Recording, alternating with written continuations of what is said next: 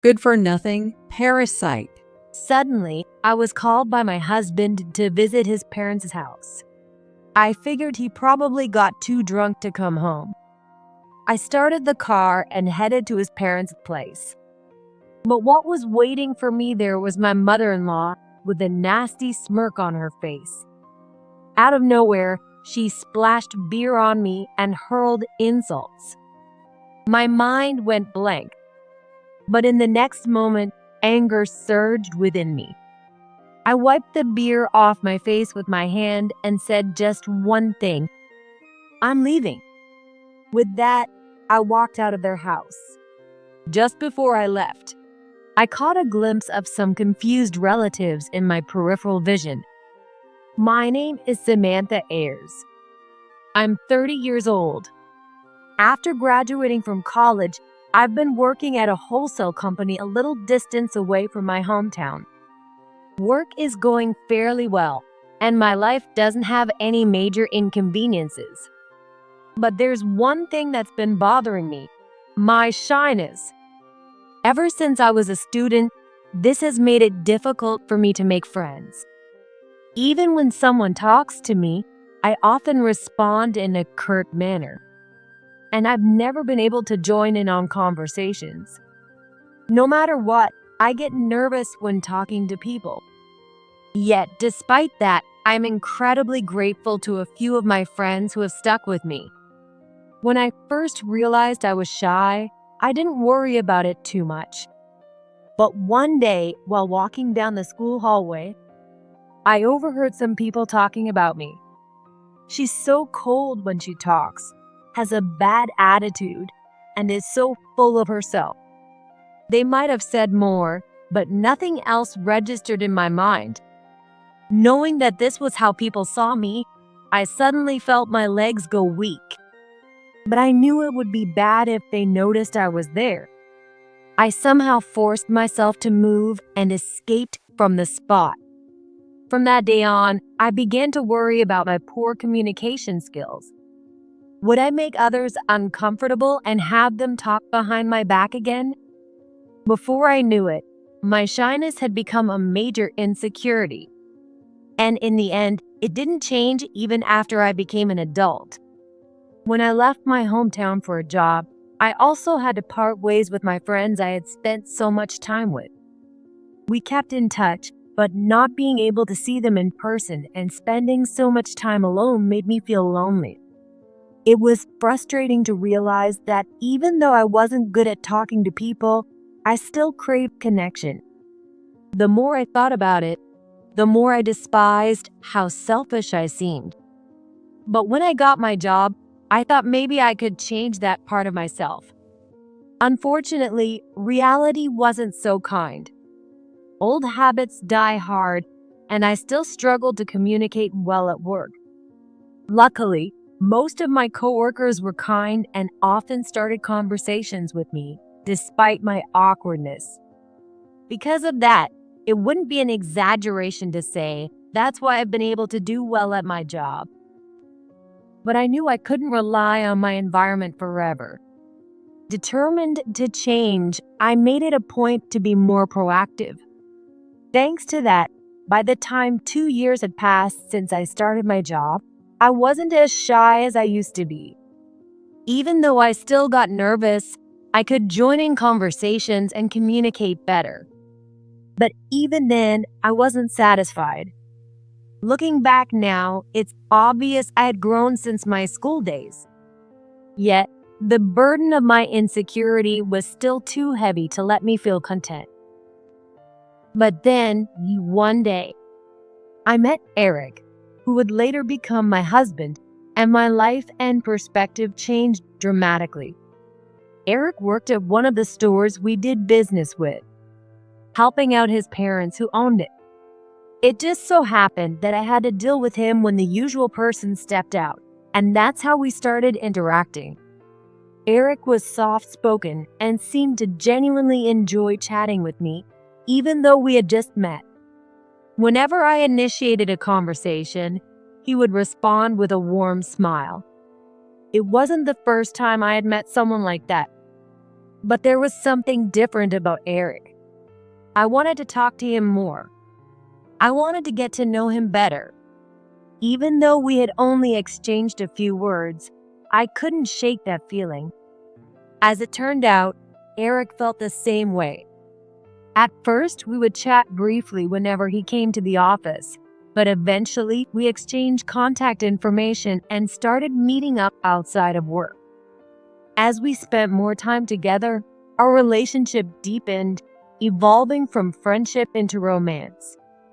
And 2 years after we started dating, Eric proposed and we became husband and wife. His parents seemed kind, which put me at ease. I'll make sure you're always happy.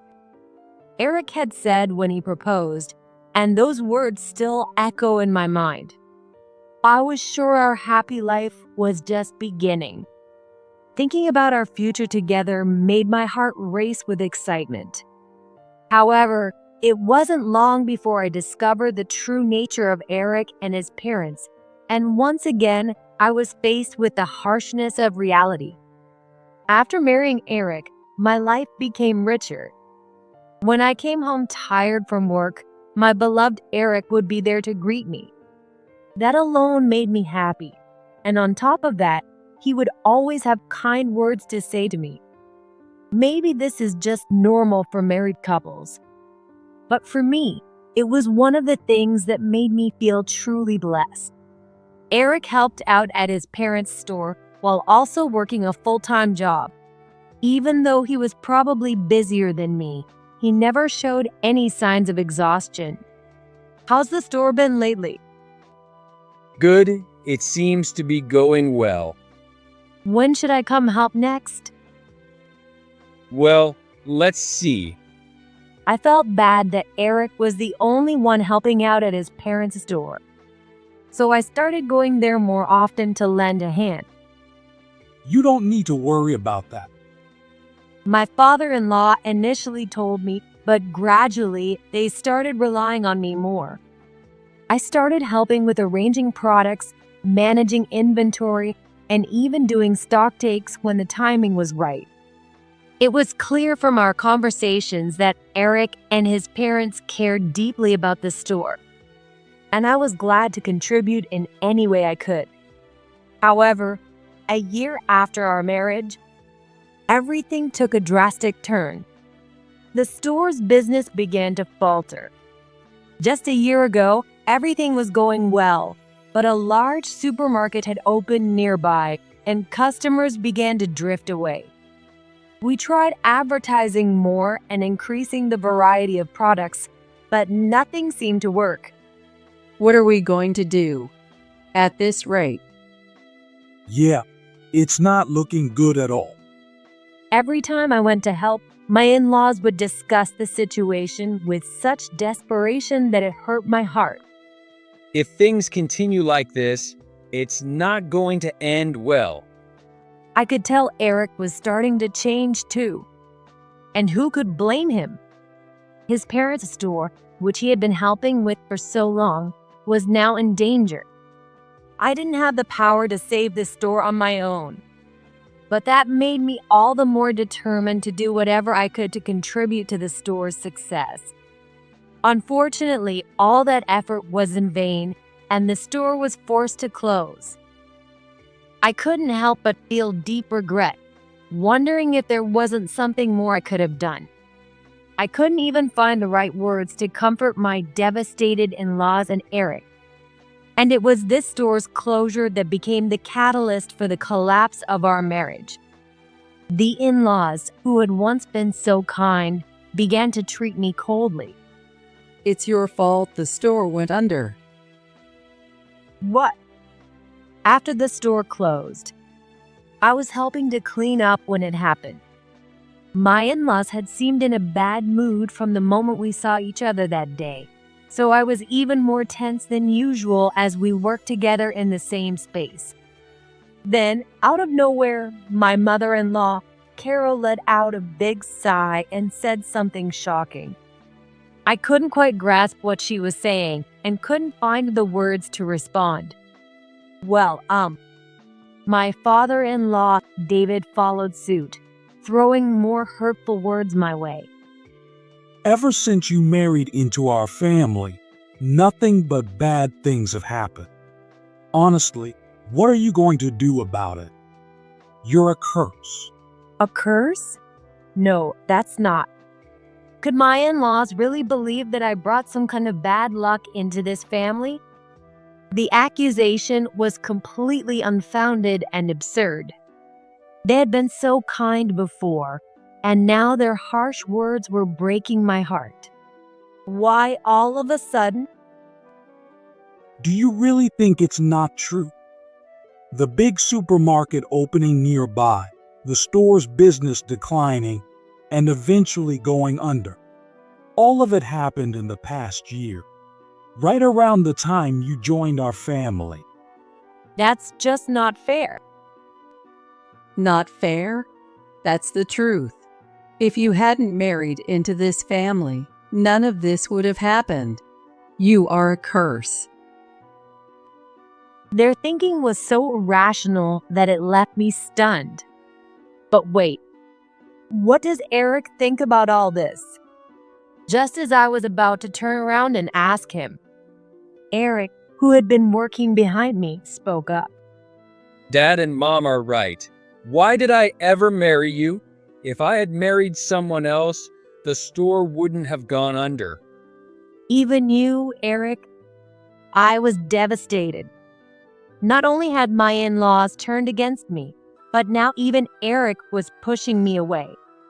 It's the truth, isn't it? You're a curse. You ruined our store, and yet you still live here like everything's fine. Have you even thought about how we feel? Eric's expression was colder than I had ever seen. As if to support his words, my in-laws kept piling on. I wanted to run away right then, but I knew if I did, they'd just hurl more awful words at me. And yet, I couldn't find the strength to defend myself. I was paralyzed, unable to do anything but stand there. From that moment on, everything changed. Eric and my in-laws' attitudes towards me became noticeably harsher. When I came home from work, Eric was no longer there to greet me with a smile. The kind words, the cheerful conversations about our day, those were all gone. Hey, dinner. Hurry up.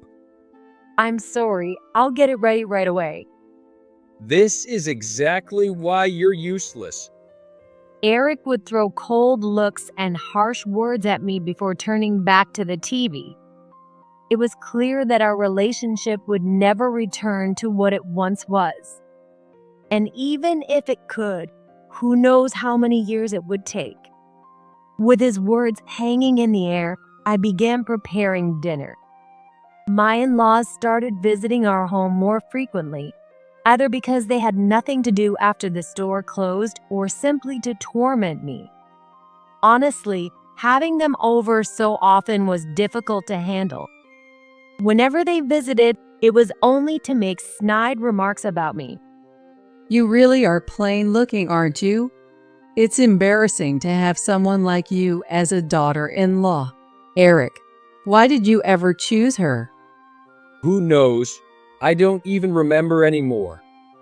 Listening to them talk, I felt more sadness than anger. If Eric truly couldn't remember why he chose me, it must mean he's lost all interest in me. Not remembering. Isn't that a bit harsh? You don't really think it's that bad, do you? Oh, you caught me. Their insults kept coming, and it was obvious they were speaking loudly enough for me to hear on purpose. Feeling humiliated, I once tried to interrupt them. If you feel that way, should we just get a divorce? I felt humiliated and even tried to interject. But the response I got was something I never expected. Divorce? There's no way we'd let you do that, right, Carol? Exactly. A divorce would look terrible to everyone. And what if Eric ends up suffering because of it? You couldn't take responsibility for that, could you? My in-laws cornered me with their stern faces, and I couldn't say a word. I glanced over at Eric, but it seemed he felt the same way. He didn't object, just watched his parents. I regretted bringing up the idea of divorce since I didn't have the courage to actually go through with it. So, I ended up spending my days in a state of confusion and frustration. About 6 months passed living like that. Then, my father-in-law fell ill and had to be hospitalized. For Eric and his parents, this too was somehow my fault. Just like with the store's closure, they seemed eager to place the blame on me. Of course, you're a curse. Who would have thought David would end up in the hospital? He's been healthy all his life until you came along. You've ruined everything. What are you going to do about it? Can you take responsibility? It was true that I was sad and worried about David's illness. But to blame me for it was utterly unreasonable. Even if you say that, I don't know what to do. We're the ones who don't know what to do. This is all just. What a mess. Carol dramatically held her head in her hands and let out a deep sigh. Don't make things any harder on Mom and Dad. So, it's my fault? Of course, it is. Eric glared at me just like his mom did. Why did Eric ever want to marry me? Being constantly accused like this made me question my own worth. Oh, I know. Why don't you pay for David's hospital bills? We don't have any money, thanks to someone causing the store to close. Oh, of course. We both work, so it's the least we can do. I'm really sorry about this. It's all her fault. It's fine, Eric. You don't need to apologize for her. Without even giving me a chance to speak, it was decided that we would cover the hospital bills from our household funds. I understood that my in-laws were going through a hard time, and I didn't mind paying the bills. But I couldn't help but feel uneasy that they didn't ask me about it, not even once. It wasn't that I wanted to interfere, but since it was a financial matter, I thought it was only fair to be included in the discussion. What's with that unhappy face? Do you have a problem with paying the hospital bills? We've already said it's your fault he's in there. Honestly, shouldn't you have been the one to offer to pay in the first place? Mom's right. You're so thoughtless. It's not that I don't want to. Don't make excuses. Carol's shout cut me off, and I knew there was no point in trying to explain myself further. They'd only see it as excuses. Okay, I answered meekly and didn't say another word after that. Even after David was hospitalized, the attitude of my in-laws and Eric didn't improve. If anything, it seemed to get worse. Eric started talking to me more often about money. Because of you, Dad's in the hospital. Good thing I earn a lot, huh? Who do you think you have to thank for living comfortably? Honestly, his salary hadn't changed. In fact, I actually earned a bit more than Eric. Despite this, Eric was under the delusion that he made more money than I did, and he only became more harsh with me. I had tried telling him the truth and even showed him my pay stubs. But Eric never believed me. Get out of here, you curse. Who do you think is responsible for all this? Even when I visited David in the hospital, that's what I'd hear. Meanwhile, Carol continued coming to our house, only to throw more snide remarks my way. I had reached my limit. I wanted to leave it all behind and run away somewhere. Then, unexpectedly, a turning point came. It was about 3 months after David had been hospitalized. That day, Eric had gone to his parents' house early in the morning, and I was enjoying a rare moment of peace alone. But around noon, I got a call from Eric. Hey, come over here now. From his voice, it was clear he was quite drunk. I gave a brief reply and drove over to his parents' house. When I arrived and rang the doorbell, Carol answered with an unusually cheerful expression. Oh, you finally made it. She had clearly been drinking heavily. The smell of sake was unmistakable. She ushered me inside, and as I expected, Eric was there, thoroughly drunk, along with a large group of relatives I barely recognized, people you'd only see at weddings and funerals. We got in the mood to drink, so I invited everyone over. Hey, Samantha, you're here. Get us some water. Hurry up. I had just arrived at my in-laws' house and was still trying to grasp the situation when Carol, wearing a malicious grin, approached me. She was holding a glass in her hand. Then she said, Good for nothing, parasite. and threw the beer in her glass all over me. My mind went blank. The smell of beer that clung to me made it clear what had just happened. Feels good.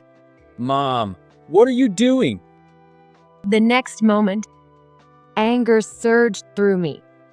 I wiped the beer off my face with my hand and said, I'm leaving. I left the houses without looking back. Just before stepping out, I caught a glimpse of some bewildered relatives in the corner of my eye, but I didn't have the energy to care. I went home and immediately started packing to return to my parents' house. Every time I saw the beer-soaked clothes I had tossed aside, the scene at my in-laws' house replayed in my mind. I didn't have much to pack, so I finished quickly. I could have left for my parents' house right away, but I wanted to face Eric one last time. So I waited for him to return. About an hour after I had left his parents' house, Eric came rushing in out of breath. Hey, what the hell is going on? Why did you just walk out like that? Walked out suddenly? You seriously don't understand that I left because your mom threw beer at me? She was just joking around. There's no reason to get so mad about it. Joking around? You think it's something that can be brushed off like that? If he had apologized even once here, maybe I could have calmed down a little. But instead, he just blamed me for suddenly leaving the house. I had no reason to hold back anymore. Of course, that's the case. What do you mean, of course? I'm done with this. I want a divorce. I've reached my limit. What? You can't just say something like that out of the blue. Shouldn't we at least talk this through? Talk it through? It's too late for that. You're just going to gang up on me with your mom and blame me for everything, aren't you? Here's the divorce papers. I've already signed my part, so you can fill in yours and submit it. With that, I pulled the divorce papers from my bag and thrust them at Eric. You actually went and prepared divorce papers? Yeah, I'm serious about this. Isn't it normal to have divorce papers ready when you've made up your mind? So, I'm leaving the rest to you. Hey, I pushed the divorce papers into Eric's hands and walked out of the house. I could hear him shouting behind me, but I ignored it completely. Then I headed to my parents' house. Why didn't you talk to us sooner? When I finally told my parents everything, I could tell my mom was angry, even over the phone. Her concern, combined with the guilt I felt for not confiding in them sooner, made me burst into tears. I drove for a few hours and finally arrived at my childhood home. When I rang the doorbell, my worried-looking parents greeted me. The moment I saw their faces, all the strength drained from my body, and I collapsed to the floor. It hit me just how much I had missed their support. Parents really are amazing, and I felt that truth deeply. The next day, I felt much calmer. I had already explained the situation to my workplace and was granted some time off. I knew I needed to rest and recover quickly so I could get back to work. That was my plan. I've made plenty of food, so feel free to have seconds if you want. Yeah, thanks. The day I returned home, I had no appetite and couldn't even sit down for a meal with my family. But this morning, the breakfast my mom had made tasted especially comforting. Wow, you're eating well. I wasn't able to eat much before. I see. Well, there are no enemies here. Just relax and do what you need to do. Yeah, thanks. My dad was right. Here, there wasn't anyone who would make me feel like an outsider. Now, I wouldn't have to deal with any more snide remarks or nasty attitudes. It should be a given, but I was genuinely relieved, which only highlighted how difficult my life had been. Just as I was settling into this sense of relief, the doorbell rang. I'll get it. My dad said, heading toward the door. But as soon as I heard the door open, his voice boomed. What are you doing here? It was rare for my dad to shout like that. Could it be? Is Samantha here? Please let me see her. As I feared, it was Eric. Samantha isn't here. Go home. But her car is here. You can't fool me. Eric was trying to assert himself, even with my dad. Neither of them was backing down, and their voices only grew louder. This wasn't going to end unless I stepped in. I stood up and walked to the entrance. Eric, what are you doing here? Samantha, please, we need to talk. Can't we just sit down and discuss this? Hey, quiet down. Samantha is already stressed out. Just leave. Dad, thank you. It's okay. Eric, what do you want to talk about? I thanked my dad and stepped in front of Eric. I want you to reconsider our divorce. You can't just drop that on me out of nowhere. Out of nowhere? You're making it sound like this is all my fault. Have you forgotten that it was your actions that led to this? Our fault? Eric reached out as if to grab me, but seemed to realize he was about to cross a line and lowered his hand. You and your parents have been making baseless accusations against me. You should try seeing things from my perspective for once. By the way, where are the divorce papers? There's no way I'd file those. I threw them away. What? I told you to submit them. I had suspected he might do that. But now that it was confirmed, I couldn't contain my anger. And how do you think you're going to live after divorcing me? You can't just keep relying on your parents forever. You were living off my income after all. I couldn't believe what I was hearing. What are you talking about? I showed you my pay stubs multiple times. You're the one who refused to believe them, accusing me of forging them. Don't worry about me. I'll be fine. All I want is a divorce. You say that, but it's not that simple.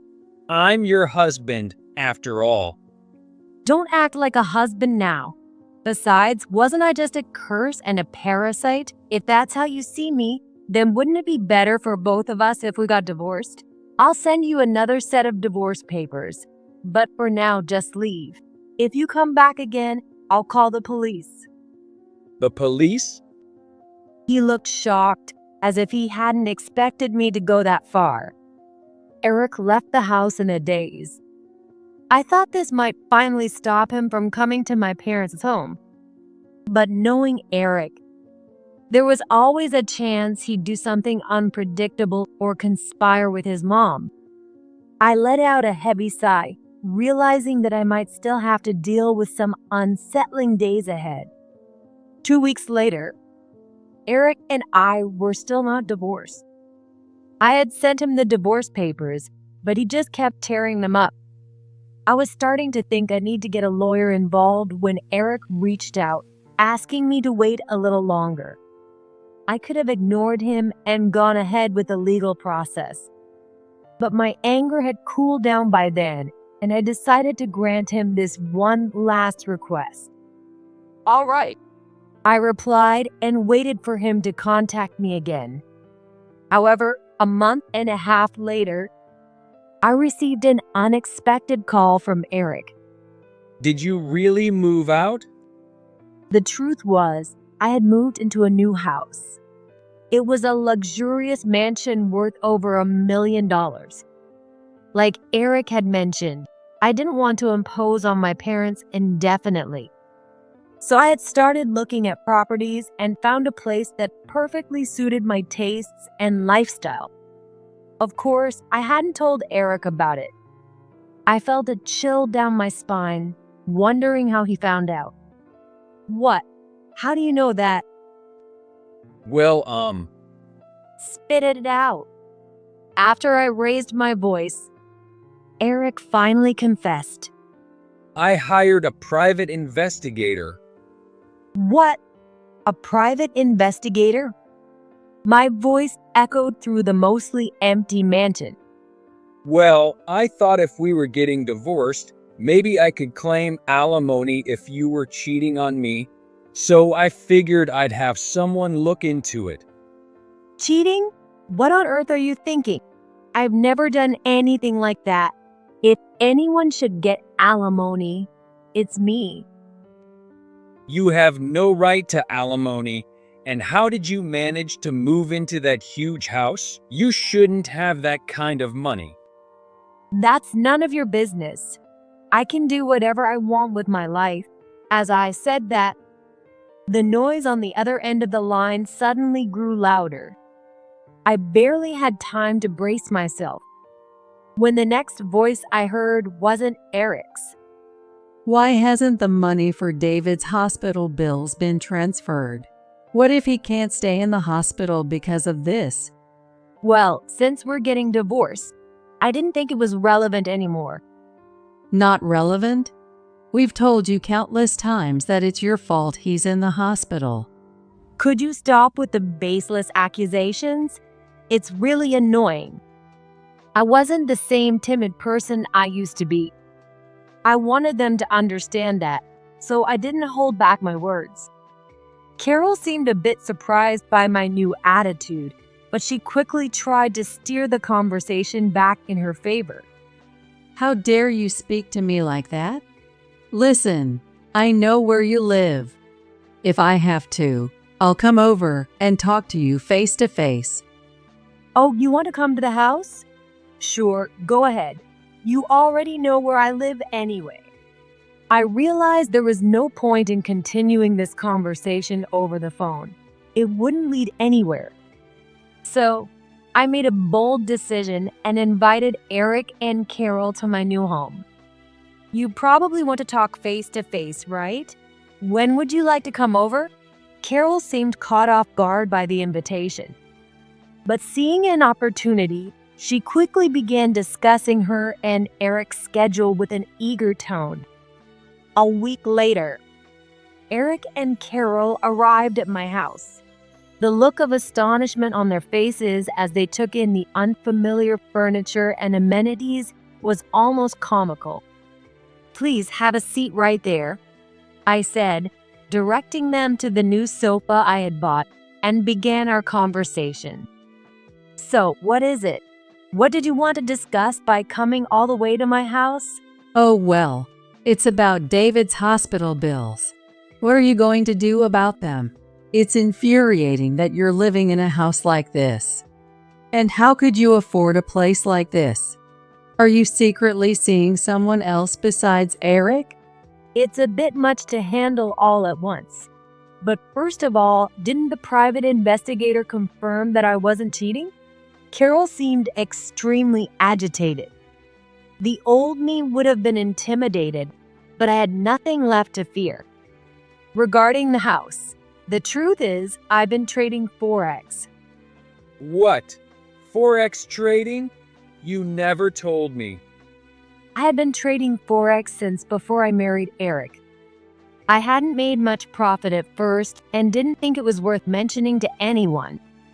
But over time, I got the hang of it and started earning significant profits. By the time I was making real money, my relationship with Eric had deteriorated so much that I didn't feel like sharing it with him. Besides, I was afraid that if I told him, he might try to take all my money. Are you saying you bought this house with that money? That's right. And by the way, I was also paying your dad's hospital bills using the profits I made from Forex trading. I thought it was better for our household finances that way. But since we're getting divorced, I don't need to pay anymore, right? So, I've stopped making those payments. You did all that behind my back? I was transferring the money from your account to your mom's account. And if you make more money than I do, like you always say, then you shouldn't be so worried, should you? Even though I had kept my Forex trading a secret, it was strange for Eric to be so panicked given his past statements. Who was it that kept saying we were only able to live comfortably because of him? From what I've heard, it doesn't sound like you were counting on my income at all. I never said that. Really? You're going to deny it now? That's pretty pathetic. Pathetic? It seemed like the two of them were struggling to process everything. But I wasn't going to wait for them to catch up. I pressed on, delivering another blow. And by the way, what was all that talk about me being a curse? How does it feel to know that the so-called curse was the one paying your hospital bills? Isn't that embarrassing? And from the looks of it, you're still trying to get me to pay for things. Honestly, that's just pathetic and immature. Actually, the fact that you've been making baseless accusations all this time is pretty childish. But I didn't know anything about your finances. Still, asking me, the curse and parasite, about David's hospital bills is just wrong. Shouldn't you have been talking to Eric about that? Eric said he didn't know. She said that and then looked at Eric. Her gaze seemed to say that she was not to blame. Wait, me? Do you even know that your dad is in the hospital? Why aren't you keeping track of these things? You've dumped everything on me, and when something goes wrong, you blame it all on me. This is unbelievable. Why did I ever marry someone like you? I finally had the chance to throw back all the complaints I kept bottled up for so long, and both Eric and his mom turned away from me. Is there anything else you want to talk about? If not, then we're done here. Wait, please. As I tried to end the conversation, Eric suddenly jumped in. Now more than ever, I don't want a divorce. Please reconsider. I'm asking too. Please think it over. At this point, it was clear that they didn't want to stay married to me because they loved me, but because they were after my money. It was almost laughable, but I wasn't in the mood to be amused. Enough. I've already told you I want a divorce. All you care about is my money, not me. It's disgusting. Here, these are the divorce papers, so sign them. I've got plenty of copies, so don't bother tearing them up like before. I won't ask for alimony, but if you keep pushing me, I might change my mind. Oh, and if you come to my house again, I'm calling the police. Got it? Fueled by anger, I thrust the divorce papers at Eric. Realizing that I wasn't going to change my mind, Eric finally signed the papers and left with his mom. It felt so satisfying. At that moment, I picked up the signed divorce papers and let the reality sink in that it was all over. I felt the tension leave my body. After submitting the papers, the divorce was finalized. In the days following the divorce, I received countless emails from Eric complaining about how he had fought with his mom and couldn't afford his dad's hospital bills. He also told me that their financial situation had become increasingly dire, but that was none of my concern. Similar messages came from my in-laws, and it was infuriating. David even tried to gain my sympathy by describing his condition, saying he was in pain, suffering, and asking for help. But there was nothing I could do. And since I hadn't visited him, I couldn't even be sure if what he was saying was true. The only thing I could do was guess that he might actually be in better health than he claimed, based on his voice. I did answer a call from Eric once, but all he talked about was money. Hey, you're still making money, right? Couldn't you give me a little? All you ever talk about is money. I'm not going to help you. You'll just have to deal with it. I shut him down and hung up the phone. After that, I ignored all contact from Eric and his parents. Thanks to that, a month after the divorce was finalized, the messages completely stopped. It's been a year since our divorce was finalized. I'm living a comfortable life on my own, but I still haven't quite gotten used to the size of this mansion. Even though I have no intention of getting married again, living alone can be a bit lonely. So I decided to get 2 cats to keep me company. I'm currently living a happy life with my 2 cats. Both my job and Forex trading are going well, and I'm glad I got divorced. Every morning, I wake up and start a day that's no different from the one before. I think to myself, what should I do today? What should I eat? As I mentally organize my day, I start preparing food for the cats.